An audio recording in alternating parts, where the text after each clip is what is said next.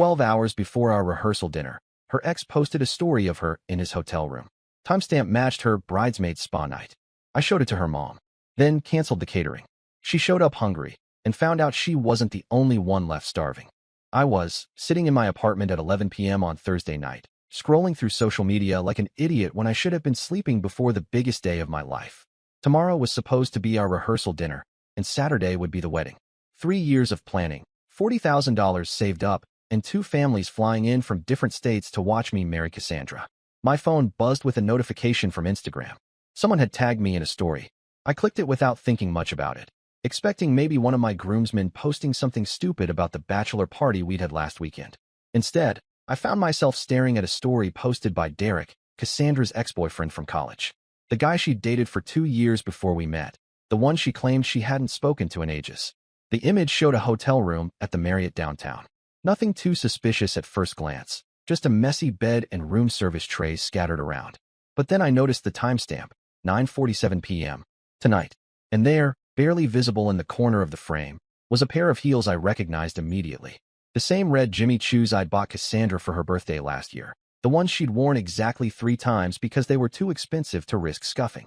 My stomach dropped like I'd been punched in the gut. I screenshotted the story before it could disappear, my hands shaking so badly I almost dropped the phone.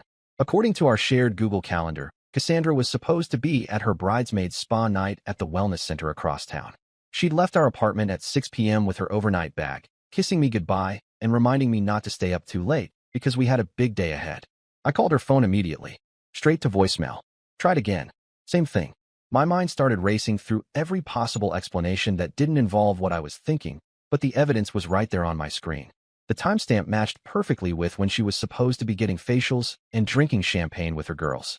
I threw on clothes and drove to the wellness center. The parking lot was mostly empty except for a few cars I didn't recognize. Through the large windows, I could see the spa was closed, completely dark inside. The sign by the door said they closed at 9 p.m. on weekdays. My heart was hammering so hard I could hear it in my ears.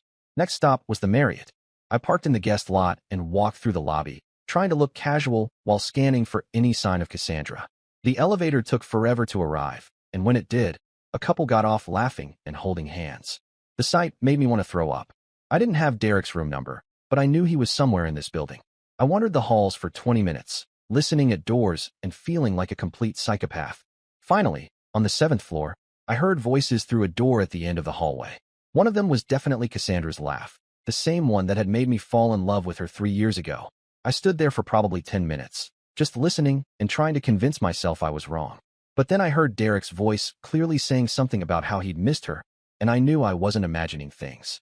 I took photos of the door number and the hallway, then got the hell out of there before I did something stupid. Back in my car, I sat in the parking lot staring at my phone. The screenshots from Derek's story were still there, undeniable proof that my fiancée was lying to me 12 hours before our rehearsal dinner.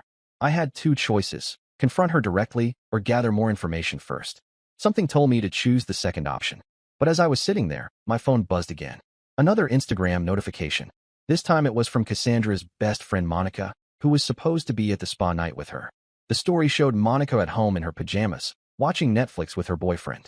The timestamp read 10:15 p.m. If Monica was home, who exactly was at this mythical spa night? I started checking the Instagram stories of all of Cassandra's bridesmaids. Whitney was at a bar downtown with coworkers. Jen was having dinner with her parents. Amanda was at home studying for some certification exam. Every single one of her bridesmaids was somewhere else, doing something completely different from what they were supposed to be doing. The spa night was completely fabricated. Not just an excuse for Cassandra to sneak off with Derek, but an elaborate lie that involved her entire bridal party covering for her. These women had looked me in the eye for months, talking about wedding plans and how excited they were for the big day, knowing the whole time that their best friend was cheating on me. That's when I realized this wasn't just a moment of weakness or a recent mistake. This was a coordinated deception that had been going on for who knows how long, with multiple people actively participating in making me look like a fool. I drove home and spent the next 3 hours going through everything. Bank statements, phone records, social media activity, anything I could access that might give me a clearer picture of what was happening.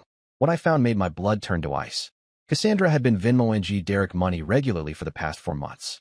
Small amounts, usually $50 or $100, with vague descriptions like dinner or gas money. Her location sharing, which I'd never bothered to check before, showed she'd been to his neighborhood at least 6 times in the past month when she'd told me she was working late or meeting friends. The most damning evidence came from her laptop, which she'd left open on our kitchen counter.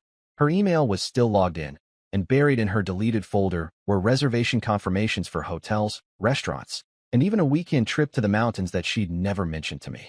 All of them for 2 people, all of them on dates when she'd told me she was busy with work or family obligations. But then I found something that made everything 10 times worse. Hidden in a subfolder labeled Work Docs were screenshots of text conversations between Cassandra and her bridesmaids. They were planning the whole thing like a military operation. Monica was the point person, keeping track of which lies had been told and when. Whitney handled social media coordination, making sure their stories aligned online. Jen was the backup alibi, ready to confirm whatever story Cassandra needed. The conversations went back 8 months. 8 months of detailed planning about how to hide her affair from me. They had backup plans for their backup plans. They'd even discussed what to do if I got suspicious, with Whitney suggesting they could make me think I was being paranoid and controlling. The worst part was reading their opinions about me. They called me boring and predictable behind my back. Monica joked that Derek was probably better in bed than I was. Whitney complained that I was too clingy and that Cassandra deserved some excitement in her life. These women had sat at my dinner table, accepted gifts for the wedding, and pretended to care about me while actively working to humiliate me. But the real kicker came when I found a group chat from 2 weeks ago where they were discussing the wedding itself. Cassandra had told them she was having second thoughts about marrying me, but didn't know how to get out of it without looking like the bad guy. Monica had suggested that maybe I would call off the wedding if I found out about Derek, solving her problem for her. They were trying to get me to discover the affair. The Instagram story, the obvious lies about the spa night, even Derek tagging me in his post. It was all designed to make me find out and be the one to end things, so Cassandra could play the victim and avoid taking responsibility for her choices. By 3 a.m., I had a complete timeline of not just her affair, but the systematic campaign to manipulate and humiliate me. This wasn't just cheating. This was psychological warfare conducted by someone I trusted with my heart and a group of women I considered friends. I should have been furious, but instead I felt completely empty, like someone had scooped out my insides and left me hollow. 3 years of my life, all the plans we'd made, the apartment we'd decorated together, the dog we'd adopted, all of it built on lies and coordinated deception. But then something else kicked in. If they wanted to play games, I was about to show them what a real strategy looked like. I started making calls. First, I called my brother Kevin, who was supposed to be my best man, told him everything, and asked him to help me cancel the wedding vendors. Kevin was a cybersecurity expert, and when I showed him the evidence, he had some interesting ideas about what we could do with it. Kevin pointed out that several of the bridesmaids were in relationships with men who didn't know about their involvement in covering up the affair. Whitney's boyfriend Austin was actually a mutual friend of ours from college. Jen was engaged to a guy named Marcus who'd specifically asked me to be a groomsman in their wedding next year. These women had put their own relationships at risk to help Cassandra cheat on me. We spent the next hour documenting everything and creating a comprehensive file of evidence. Screenshots, bank records, location data, the group chat messages. Kevin suggested we create a private website where everything could be viewed chronologically, like a timeline of deception. It was brutal and thorough and absolutely devastating. But Kevin had an even better idea. Instead of just exposing what had happened, we could turn their own strategy against them. Let them show up to the rehearsal dinner expecting me to be the devastated victim who'd canceled everything in emotional turmoil. Instead, they'd find me calm, prepared, and holding all the cards. By sunrise, we'd contacted most of the wedding vendors. The caterer Helen was incredibly understanding and offered to provide a different kind of meal for anyone who wanted to come and support me. The photographer agreed to document the real rehearsal dinner, the one where truth was served instead of lies. Even the DJ offered to provide sound equipment so everyone could hear what I had to say. The venue was the biggest surprise. When I explained the situation to the manager, a woman named Gloria who'd worked there for 20 years, she got personally invested in helping me. She'd seen plenty of wedding drama over the years, but nothing quite like this level of coordinated deception. Gloria offered to help set up a presentation area and even suggested we record everything for legal purposes. By 7 a.m., we'd transformed the canceled wedding into something else entirely. Not a celebration of love, but an unveiling of truth. And the best part was that Cassandra and her accomplices had no idea what was coming. I met with my parents and Kevin at 8 a.m. at a coffee shop near the airport. They'd flown in from Colorado, expecting to celebrate their son's upcoming marriage. Instead, they found themselves dealing with a level of betrayal that shocked even them. and they'd been through their own divorce 20 years earlier. My mother was particularly upset because she'd grown genuinely fond of Cassandra over the years. They'd spent hours on phone calls planning wedding details, shopping for dresses together, talking about grandchildren. Learning that it was all fake, that Cassandra had been manipulating her emotions while cheating on her son, hit her harder than I'd expected. My father, who worked in corporate investigations, was fascinated by the level of organization involved in the deception. He helped Kevin and me refine our documentation and suggested we bring in someone who could verify the digital evidence in case Cassandra tried to claim it was fabricated. That's when Kevin called his friend Zoe, a digital forensics expert who specialized in social media investigations.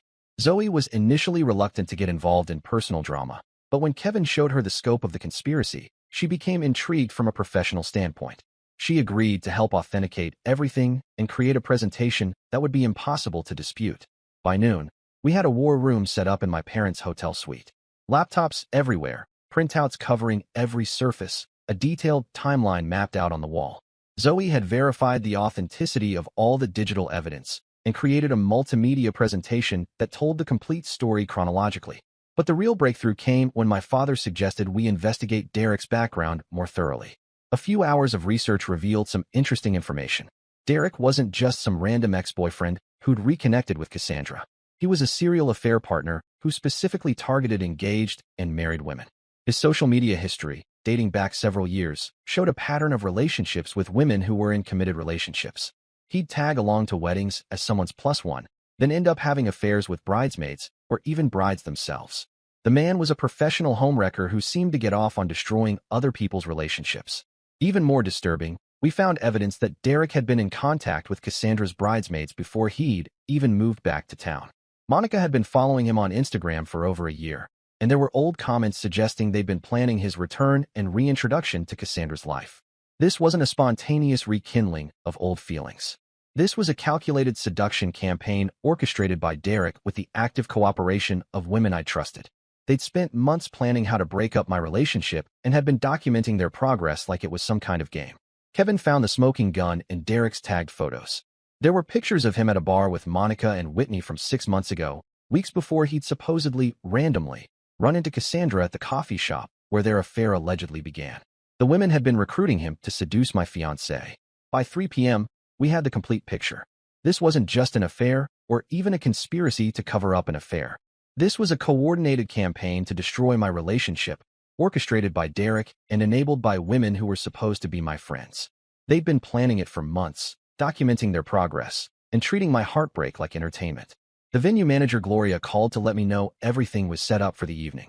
She'd arranged the room differently than planned, with a small stage area where I could present everything, and seating arranged so everyone could see clearly. She'd also arranged for discreet security in case things got heated. Helen, the caterer, had prepared a menu she called just desserts, comfort food for people dealing with betrayal. She'd even made a special cake decorated with broken heart cookies and the words truth served fresh. Her sense of humor was exactly what I needed. By 5 p.m., family members and friends were starting to arrive at the venue. Kevin had reached out to everyone on both guest lists, explaining the basic situation and inviting them to come support me if they wanted to. Most of Cassandra's family chose to come, horrified by what their daughter and sister had done. My side was there in full force, ready to witness the reckoning. But the best surprise was Austin and Marcus showing up. Whitney's boyfriend and Jen's fiancée had been told everything by Kevin, and they wanted to confront their own partners about their roles in the deception. The rehearsal dinner was about to become a much bigger revelation than even I had planned. As 6 p.m. approached, I felt surprisingly calm. For the first time in months, I knew exactly where I stood and what was true. The lies were about to end, and everyone involved was about to face the consequences of their choices. Cassandra arrived at the venue at exactly 6 p.m., looking beautiful in the dress she'd planned to wear to the rehearsal dinner. She walked through the door with a bright smile, probably expecting to see me waiting nervously with our families gathered around, ready to practice our vows and toast our future together. Instead, she found about 40 people sitting at tables arranged theater-style, all facing a small stage where I stood next to a large screen. The lighting was different than she'd expected, more like a presentation than a party. Her smile faltered when she saw the serious expressions on everyone's faces. Monica, Whitney, Jen, and Amanda arrived right behind her, chattering about traffic and looking forward to the evening.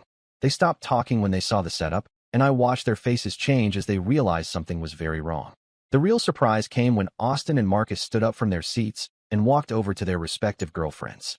Whitney went pale when she saw Austin's expression.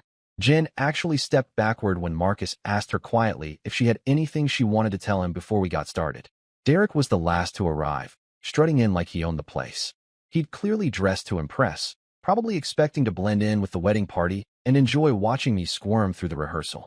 When he saw the room set up and realized everyone was staring at him, his confidence evaporated instantly. I didn't make a big speech or dramatic announcement. I simply turned on the presentation Zoe had created and let the evidence speak for itself. The first slide showed Derek's Instagram story from the night before, with the timestamp and Cassandra's shoes circled in red. Gasps echoed through the room. The presentation continued chronologically. Bank records showing money transfers. Location data proving lies about whereabouts. Email confirmations for secret dates. The group chat messages between the bridesmaids planning the cover-up. Screenshots of Derek's history with other engaged women. Cassandra stood frozen in the doorway, her mouth opening and closing like she was trying to speak but couldn't find words. Her bridesmaids had scattered to different parts of the room, each dealing with their own personal crisis as partners and family members confronted them with evidence of their involvement. But the presentation wasn't over. Zoe had saved the most devastating evidence for last. Audio recordings from Derek's phone that she'd recovered from his cloud backup. Conversations where he and Monica laughed about how easy it was to manipulate me. Discussions about the best times to schedule hotel meetings. Planning sessions about how to make me discover the affair so Cassandra could blame me for ending the relationship. The room was completely silent except for the sound of people crying. Not just Cassandra, but several family members who were realizing how extensive the deception had been. Her father stood up and walked out without saying a word. Two of her aunts followed him. Whitney's boyfriend Austin was the first to speak.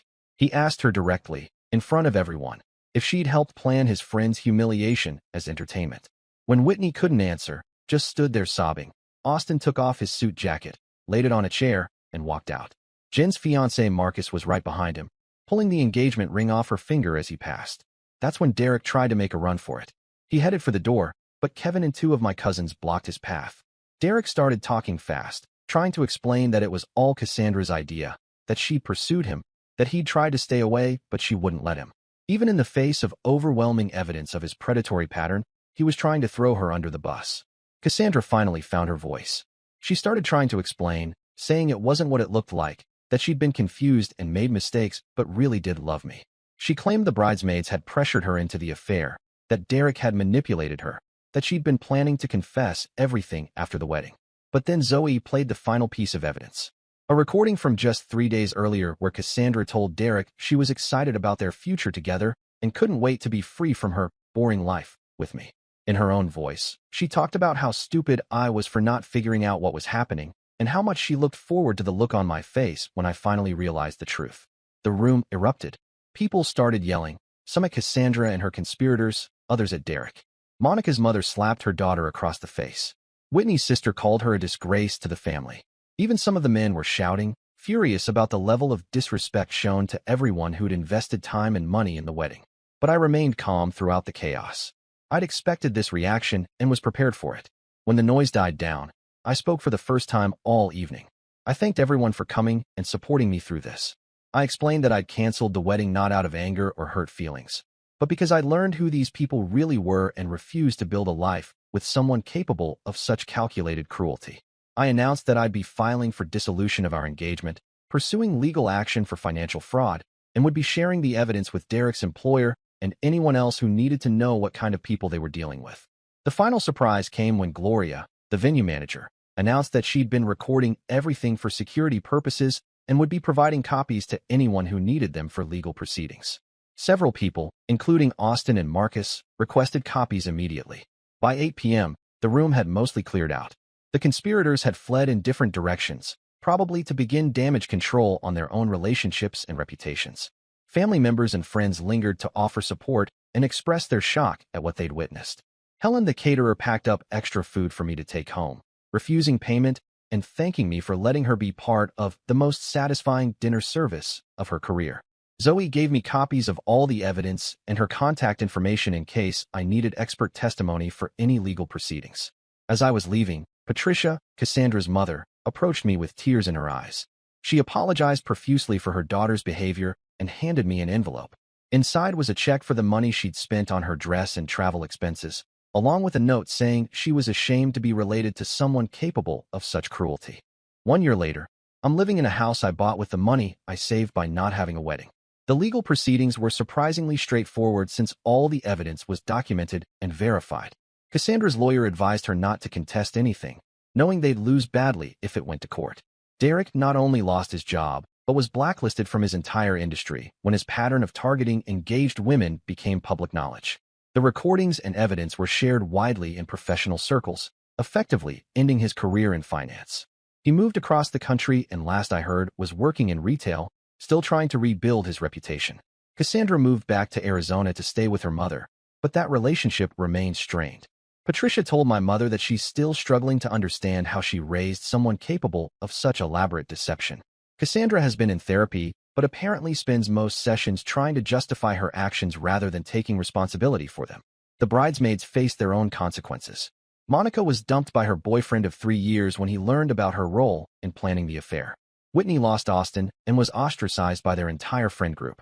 Jen's engagement ended permanently, and Marcus shared the evidence with their mutual friends to explain why. Amanda, who had the smallest role in the conspiracy, managed to salvage her relationship but had to undergo couples counseling and rebuild trust from scratch.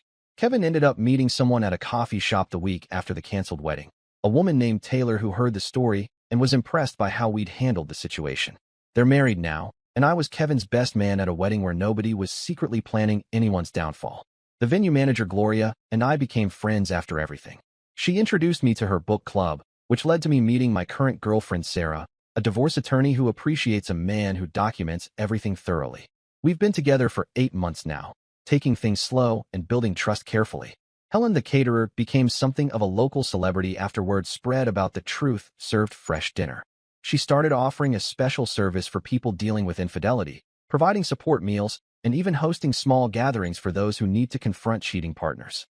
Her business doubled in the first year after our event. The story became something of a legend in our social circles. People still talk about the rehearsal dinner that turned into a public trial, the groom who served evidence instead of cake.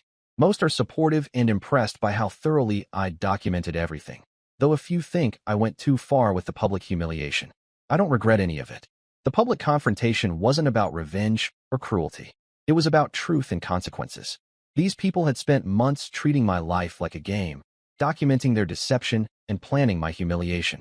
They'd involved dozens of people in their lives, wasted thousands of dollars of family money, and caused emotional damage that extended far beyond just me. Everyone deserved to know who they really were and what they were capable of. The family members who'd traveled from across the country, the friends who'd rearranged their schedules, the vendors who'd worked hard to make our day special. They all had a right to understand what had really been happening. More importantly, Austin and Marcus deserved to know that their partners were capable of such elaborate deception. If Whitney and Jen could spend months helping orchestrate the destruction of my relationship while planning their own weddings, what did that say about their character and integrity? The legal consequences were significant but fair. I recovered most of the money I'd spent on wedding expenses, plus damages for emotional distress and fraud. Derek was ordered to pay restitution and faced professional sanctions that effectively ended his career as a serial homewrecker. These days, I'm focused on building something real with someone who shares my values. Sarah and I have talked extensively about trust, honesty, and what it means to truly commit to another person. She's seen the evidence of what happened with Cassandra and understands why I need complete transparency in any serious relationship. We're not engaged yet, but we're heading in that direction. When we do get married, it will be a small ceremony with only people we trust completely. No elaborate planning, no opportunities for deception, just 2 people making honest promises to each other in front of witnesses who genuinely care about our happiness. The experience taught me that love without trust is worthless, and that people will show you who they really are if you pay attention to the evidence. Cassandra and her conspirators revealed their true characters through their actions, not their words. They chose deception over honesty, cruelty over kindness, and manipulation over genuine connection. I'm grateful now that Derek tagged me in that Instagram story. Without that moment of carelessness, I might have married someone who saw me as boring and predictable, someone who planned my humiliation as entertainment. I might have spent years wondering why my wife was distant, why her friends seemed to smirk when they looked at me, why I felt like I was missing some inside joke that everyone else understood. Instead, I got to see the truth 12 hours before legally binding myself to someone who didn't deserve my trust or love. 12 hours before the rehearsal dinner was painful timing, but it could have been 12 years into a marriage with children involved. The broken engagement was the best thing that ever happened to me, even though it didn't feel that way at the time. It freed me from a life of lies and opened the door to finding someone who actually values honesty and loyalty. Sometimes the worst betrayals lead to the best outcomes, and sometimes the people who hurt you the most end up doing you the biggest favor of your life. But next time someone tags me in an Instagram story, I'm definitely looking more carefully at what's in the background. And that's the story. If you're still here, that means you're one of us. So go ahead, hit that subscribe button. I drop new chaos every single day, and trust me, tomorrow's story, it's even worse than this one.